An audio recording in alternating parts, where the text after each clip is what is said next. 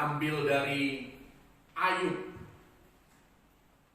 pasal yang pertama ayat yang ke-15. Kita akan melihat sampai ayat yang ke-22. Ayat-ayat yang saya percaya kalau Anda bergaul karib dengan firman Tuhan, ini bukanlah ayat-ayat yang asing bagi kita semua.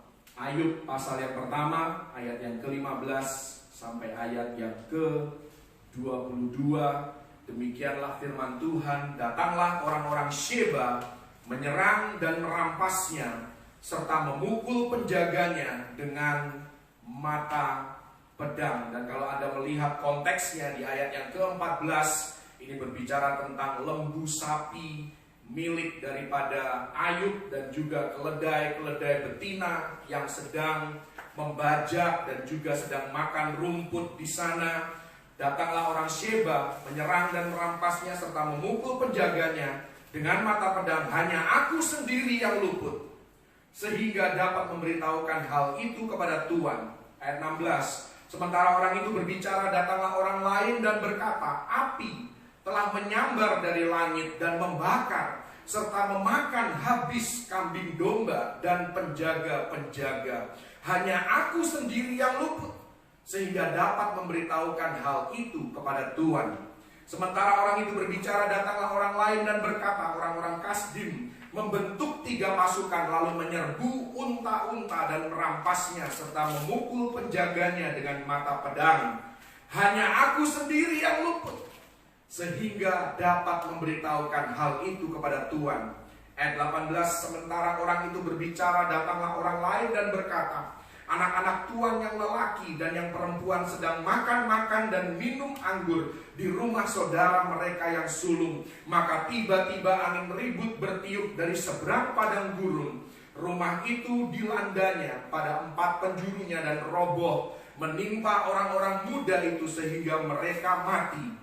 Hanya aku sendiri yang luput, sehingga dapat memberitahukan hal itu kepada Tuhan. Di sini kita melihat sesuatu yang diulang-ulang 3-4 kali. Dikatakan hanya aku sendiri yang luput. Kalau Anda membaca firman Tuhan dan ada hal yang diulang-ulang, itu berarti Tuhan sedang menarik perhatian kita kepada hal itu. Hanya aku sendiri yang luput. Di tengah musibah demi musibah, bencana demi bencana, kerugian demi kerugian, kehilangan demi kehilangan.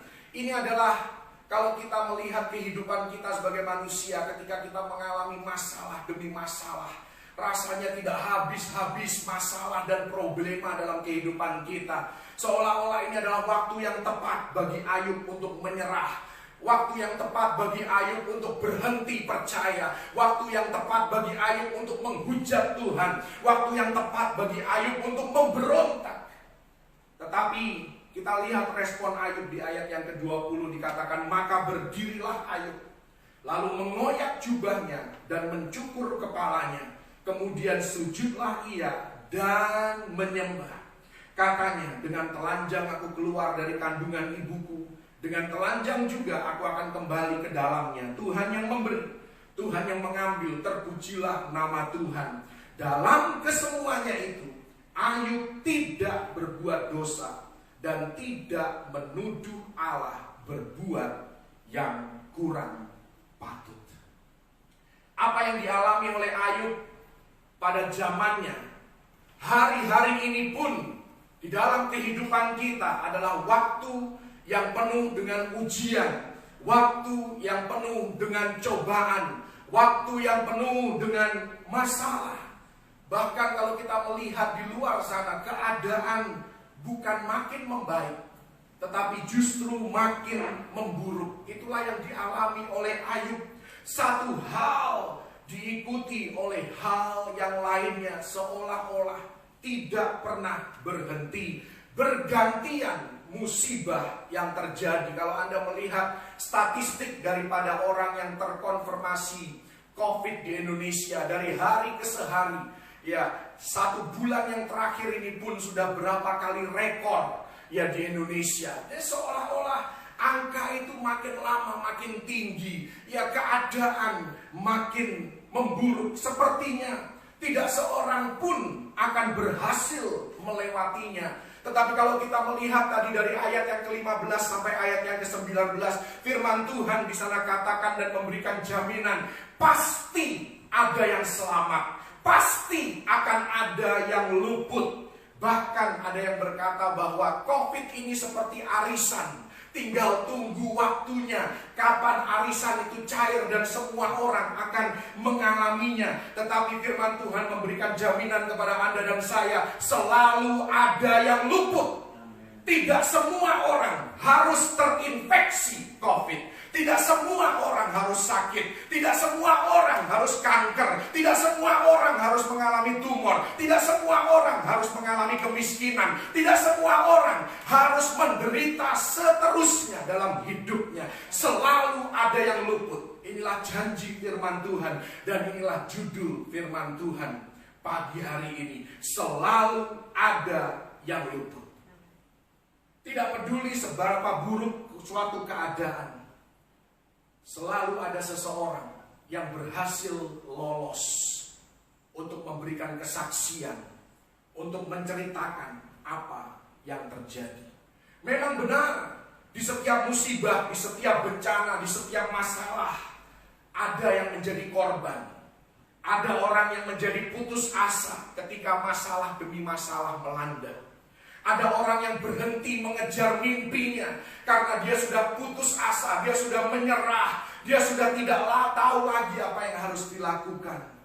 Ada pula yang tewas, meninggal dunia, dan sebagainya, dan seterusnya. Tapi sekali lagi, selalu ada yang luput. Selalu ada yang terlepas dengan penuh kemenangan. Iblis tidak mungkin menghancurkan semuanya. Iblis tidak mungkin terlihat menang terus-menerus. Karena Yesus berjanji di dalam Matius 16 ayat yang ke-18, di atas batu karang ini aku mendirikan jemaatku dan alam maut tidak akan menguasainya. Kalau Anda adalah bagian dari mempelai Kristus, Anda bagian dari gereja yang benar, yang hidup sesuai dengan dasar-dasar firman Tuhan, maka alam maut tidak akan pernah bisa mengalahkan Anda atau menguasai hidup Anda. Dan inilah janji Tuhan, seseorang pasti akan selamat. Haleluya. Barangkali kita sedang bergumul dan kita menghadapi persoalan yang berat, dan kita mendengar bisikan, tidak ada yang berhasil. Percuma kamu berusaha. Tidak ada yang tetap hidup benar. Tidak ada yang jaga integritas. Tidak ada lagi yang baik. Tidak ada lagi yang berbuat kebenaran. Semuanya sudah menyerah. Kenapa engkau terus-menerus masih berusaha? Itu suara, bukan suara Tuhan. Itu bukan suara Roh Kudus. Itu adalah suara daripada musuh kita. Dan kita harus tahu bahwa hal itu tidaklah benar. Karena firman Tuhan katakan selalu ada yang luput. Selalu ada yang selamat. Tipuan iblis kepada banyak anak muda hari-hari ini. Oh, semuanya kompromi. Semuanya hidup dalam pesta pora. Semuanya hidup mabuk-mabukan. Semuanya hidup dalam seks bebas. Ini bisikan iblis kepada kaum muda hari-hari ini. Dan saya mau katakan itu pun tidak benar. Karena Tuhan selalu menyisakan anak-anak muda sekalipun yang hidup berintegritas, hidup jujur, hidup benar, dan punya moral yang benar. Tuhan selalu menyisakan sekelompok orang yang berani berkata tidak pada dunia. Aku akan tetap menjaga keperawananku sampai menikah. Selalu ada yang luput, selalu ada yang lolos dari cengkeraman iblis. Di dalam Wahyu pasal yang ke-12 ayat yang ke-15. Mari kita lihat di sana Wahyu 12 ayat yang ke-15. Musuh kita sudah berevolusi. Di sana dikatakan lalu ular itu menyemburkan dari mulutnya air sebesar sungai ke arah perempuan itu, supaya ia dihanyutkan sungai itu. Air di sini berbicara tentang masalah, tentang serangan, tentang hal-hal yang dapat melemahkan umat Tuhan. Dikatakan bahwa musuh kita hari-hari ini menyerang seperti sungai, seperti arus sungai yang deras, seperti air bah. Dan air bah itu sudah melanda negara kita, berbagai negara di seluruh penjuru dunia, keluarga, gereja, bahkan hidup kita pribadi lepas pribadi mengalami serangan daripada ular itu. Semua merasakan dan mengalami kehidupan yang semakin sukar. Kenapa hari-hari ini dikatakan dalam firman Tuhan adalah hari-hari yang semakin sukar? Anda harus ingat bahwa iblis itu mulai di Kejadian, di Taman Eden, dia bentuknya ular. Ketika di zaman Alkitab ditulis, dia berubah menjadi singa yang mengaum-aum. Tetapi ketika kita sampai di akhir zaman di kitab Wahyu, ular itu sudah berubah menjadi naga. Karena itu serangannya makin dahsyat, karena levelnya pun makin tinggi. Dari ular sudah menjadi naga. Makanya dari air, sekedar aliran air sungai, sudah menjadi air bah. Levelnya sudah tinggi. Dan serangannya semakin gencar. Tetapi saya mau katakan, kalau Anda masih berdiri sampai saat ini, Anda masih bisa duduk mendengarkan firman Tuhan, Anda masih bisa beribadah, artinya ini adalah kesaksian bahwa kita masih hidup, kita masih berdiri, dan kita tahu bahwa Tuhanlah pertahanan kita dan tempat perlindungan kita. Yesaya 59 ayat yang ke-19, janji Tuhan, apabila musuh datang seperti air bah. Tadi saya katakan bahwa serangan iblis, serangan ular itu sudah menjadi seperti aliran sungai yang deras, seperti air bah. Maka nafas Tuhan pun akan menghembuskan dia selaku angin ribut. Haleluya! Tuhanlah yang menopang kehidupan kita. Tuhanlah yang membuat kita sanggup untuk tetap berdiri dan menanggung segala perkara yang diperhadapkan di dalam kehidupan kita. Bahkan kalau Anda melihat di dalam Mazmur 91 ayat yang ke-13, ini ada satu ayat yang sangat-sangat luar biasa. Saya tahu banyak dari Anda menghafalkan Mazmur 91 dari sejak awal pandemi, bahkan mungkin dari waktu-waktu sebelumnya. Tadi saya bilang bahwa musuh kita sudah menjelma dari ular, dari menjadi singa, dari singa menjadi naga. Lihat janji firman Tuhan, Mazmur 91 ayat yang ke-13, singa dan ular tedung akan kau langkai. Amen. Engkau akan menginjak anak singa dan ular naga. Jadi apapun bentuk daripada musuh kita, apapun bentuk daripada iblis di dalam kehidupan kita, baik itu bentuknya ular, baik itu singa yang mengaum-ngaum maupun naga, janji Tuhan kalau kita bernaung, kita terus hidup di dalam hadirat Tuhan, melekat dengan Tuhan, maka singa dan ular tedung akan kita langkahi dan kita akan menginjak anak singa. Bahkan naga pun ada di bawah otoritas kita, di bawah kaki kita. Haleluya! Selalu ada yang luput. Dan kalau ada seseorang yang luput, baiklah itu adalah Anda dan saya. Mari kita tetapkan hati bahwa aku tidak akan menyerah. Aku akan berhasil. Aku akan luput karena Tuhan ada di pihakku. Di luar Yesus aku tidak bisa berbuat apa-apa, tetapi bersama dengan Yesus segala perkara dapat kutanggung, karena dialah yang memberikan kekuatan kepadaku. Haleluya! Iblis itu sangat-sangat membenci Alkitab. Kenapa? Karena itu umat Tuhan seringkali dijauhkan dari firman Tuhan, dari membaca Alkitab, dari mengerti Alkitab. Karena iblis musuh kita tidak mau kita mengerti Alkitab. Karena iblis membenci Alkitab. Khususnya 2 kitab. Yang pertama, kitab Kejadian. Yang kedua, kitab Wahyu. Kitab Kejadian menceritakan awal keberadaan iblis. Perhatikan saudara, ular itu berjalan masuk ke dalam Taman Eden. Tahukah Anda ular dulu punya kaki dan dia bisa berjalan? Ular berjalan masuk ke Taman Eden dan mencobai manusia. Tetapi dia keluar dari Taman Eden, bukan lagi berjalan, ular itu merangkak. Dia berjalan masuk, merangkak keluar. Itulah iblis yang sudah dikalahkan oleh kuasa Tuhan. Dan iblis tidak suka akan hal itu. Wahyu menyatakan tujuan akhir daripada iblis.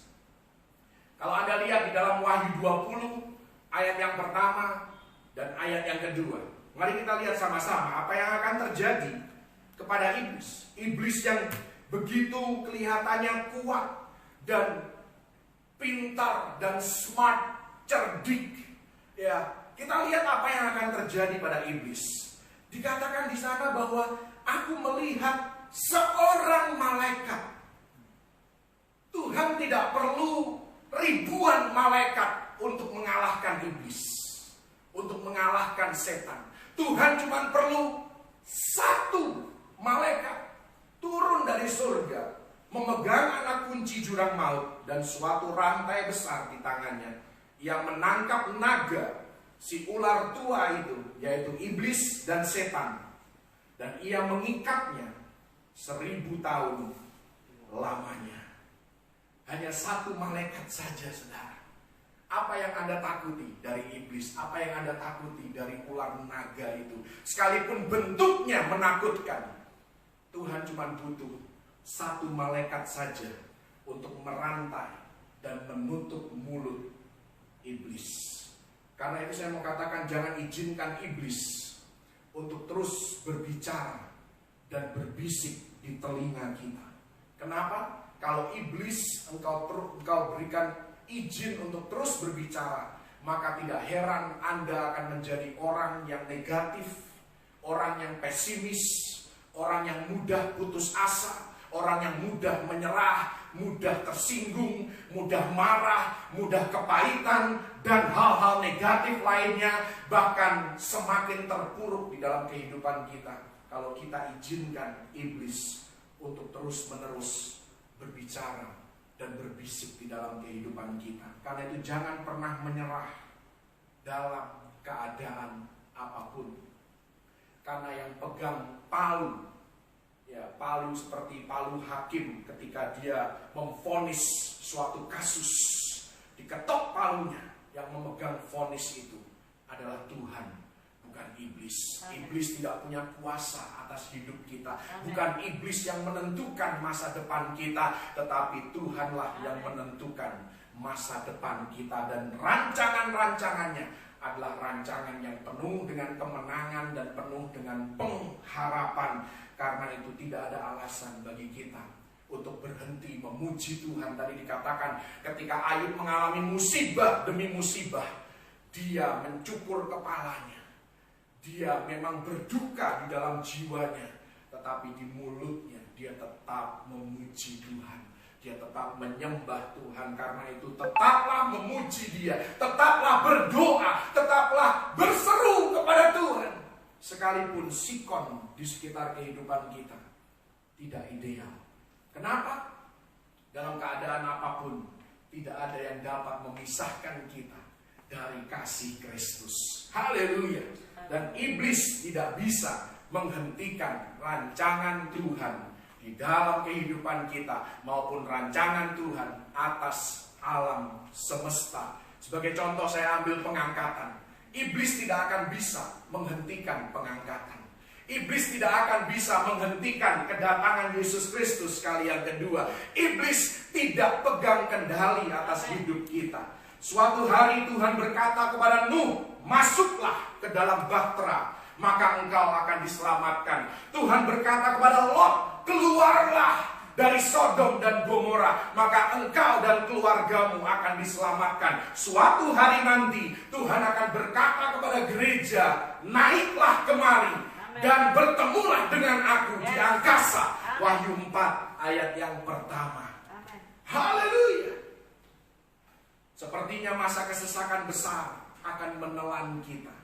Sepertinya antikris akan menguasai hidup kita. Namun percayalah, kita akan mengalami pengangkatan dan bertemu dengan Yesus di angkasa.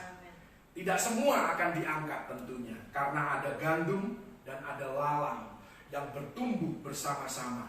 Tetapi seseorang akan diangkat. Dan pastikan Anda dan saya terhitung di dalam seseorang itu. Tidak semua orang harus melewati kematian. Haleluya. Iblis memang punya strategi yang cerdik, strategi yang jitu, yang dapat menghancurkan banyak orang. Tetapi di sepanjang Alkitab, kalau Anda baca, tadi Ayub itu adalah kitab tertua, kitab pertama yang ditulis dari 66 kitab di dalam Alkitab kita. Ayub itu yang tertua, saudara.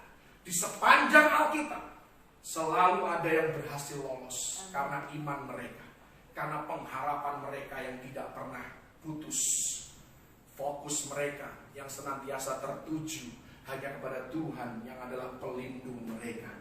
Dan memang adalah keinginan dan kerinduan daripada iblis untuk selalu ingin menggagalkan rencana keselamatan Allah. Kita tahu itu sejak Tuhan berfirman di Taman Eden dalam Kejadian 3 ayat yang ke-15 bahwa akan ada perseteruan, akan ada perselisihan antara keturunan perempuan dan keturunan ular itu. Maka sejak saat itu iblis selalu berusaha menggagalkan rencana keselamatan Allah. Yang pertama, dia buat perseteruan di antara Kain dan Habel, di mana akhirnya Kain membunuh Habel dan Kain diasingkan oleh Tuhan. Tetapi kemudian Hawa melahirkan keturunan yang lain, namanya Set, dan program keselamatan Allah tetap berlanjut. Di dalam Kejadian 6 ayat yang ke-5 dikatakan di sana bahwa manusia seolah-olah akan binasa dengan kebejatan dan kejahatan yang sudah melanda dunia ini. Dunia ini dipenuhi oleh orang-orang kenamaan dalam hal yang negatif. Kenamaan artinya mereka begitu bejat, mereka begitu jahat, begitu buruk di dalam perilaku mereka. Seolah-olah umat manusia akan binasa dan rencana Allah akan gagal. Tetapi Allah di ayat yang ke-8 dikatakan menyelamatkan keluarga Nuh. Nuh mendapatkan kasih karunia di mata Tuhan. Suatu kali Fir'aun berusaha membunuh semua bayi laki-laki Ibrani yang dilahirkan di Mesir. Tetapi Allah kemudian membangkitkan Musa, sang pembebas Israel. Herodes membunuh anak-anak usia di bawah 2 tahun. Tetapi Allah menyisakan dan menyelamatkan yang namanya Yesus Kristus, Tuhan dan Juru Selamat kita. Artinya apa dari semua pola yang ada ini, saudara? Allah selalu menyelamatkan seseorang. Allah selalu meluputkan seseorang. Iblis sangat-sangat membenci bayi. Sampai hari ini pun dia membenci bayi, karena ada kuasa di dalam benih. Dan iblis tahu itu. Di dalam bayi, bahkan masih dalam bentuk janin pun, yang masih ada di dalam kandungan, ada kuasa di sana. Dan iblis tahu, karena itu iblis selalu mempropagandakan aborsi, gugurkan anak itu, gugurkan benih itu. Karena iblis tahu bahwa ada 5 jawatan di sana. Ada profesi-profesi yang suatu hari akan menjadi penemu obat-obatan untuk penyakit yang tidak bisa diobati hari-hari ini. Ada orang-orang yang akan menemukan obat bagi sakit kanker. Ada orang-orang ilmuwan yang dahsyat dipakai oleh Tuhan, yang menjungkir balikkan dunia dengan penemuannya. Dan iblis tahu itu, saudara. Bahkan saya mau katakan, Anda yang pro aborsi, manusia pertama yang mengenali Yesus adalah anak yang masih di dalam kandungan, yaitu Yohanes. Lukas 1 ayat 41. Ketika Maria datang ke rumah Elisabet, dikatakan di sana bayi di dalam kandungan Elisabet melonjak. Kenapa dia melonjak? Karena dia mengenali siapa bayi yang dikandung oleh Maria. Kalau Anda tidak menghargai janin, janinlah yang pertama kali mengenali Yesus, yang mengenali Mesias itu. Jadi tidak benar kalau Anda pro aborsi. Tapi kalau ada orang-orang yang pernah gagal di dalam kehidupannya, saya mau katakan Tuhan kita adalah Tuhan penebus. Amen. Dia tidak lagi mengingat dosa-dosa kita kalau kita mau berpaling dan berbalik kepada Dia. Amen. Kesalahan yang lalu memanglah kesalahan, tetapi Tuhan tidak memakai kita berdasarkan masa lalu kita. Dia bisa menghapuskan masa lalu kita yang penuh dengan rasa malu, rasa bersalah, rasa tertuduh.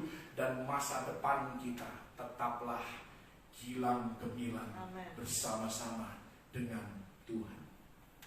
Lukas 13 ayat yang ke-32 dan 33. Mari kita lihat Lukas 13 ayat yang ke-32 dan 33. Jawab Yesus kepada mereka, pergilah dan katakanlah kepada si serigala itu. Serigala ini maksudnya adalah Herodes. Aku mengusir setan dan menyembuhkan orang pada hari ini dan besok. Dan pada hari yang ketiga aku akan selesai.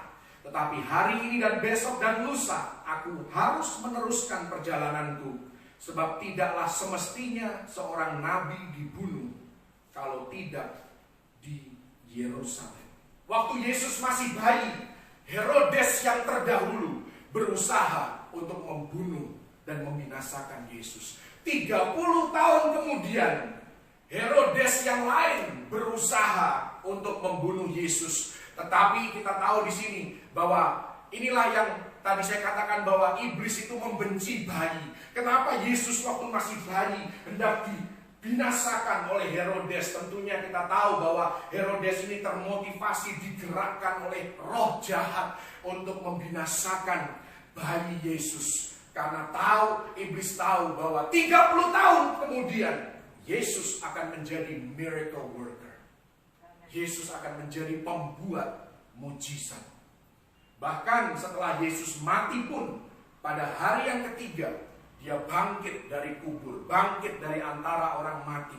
Dan sejak kebangkitan Yesus sampai hari ini, bahkan sampai nanti Yesus datang kali yang kedua, terjadi lebih banyak kesembuhan, lebih banyak kelepasan, lebih banyak mujizat, lebih banyak hal-hal ajaib yang dilakukan oleh Yesus di dalam kehidupan orang-orang yang percaya kepada Dia. Jadi setiap kali iblis menyerang, selalu ada yang luput. Seseorang pasti akan diselamatkan. Dalam kehidupan kita, seseorang pasti punya karakter yang baik. Tidak semua orang jahat, tidak semua orang korupsi. Seseorang pasti punya moral yang benar. Seseorang pasti masih berbuat baik. Tidak semua orang mau menyakiti kita. Tidak semua orang mau merugikan kita. Dan sebaliknya, ini yang menjadi peringatan bagi kita yang termasuk golongan seseorang yang diluputkan. Kita tidak seharusnya berpikir bahwa kita adalah satu-satunya. Satu kali Elia di dalam 1 Raja-Raja 19 ayat yang ke-10 dan ayat yang ke-14, 2 kali dia mengucapkan hal yang sama ketika Tuhan bertanya kepada dia, apa kerjamu di sini, hai Elia? Dia katakan, aku bekerja segiat-giatnya bagi Tuhan Allah semesta alam. Hanya aku sendirilah yang masih hidup.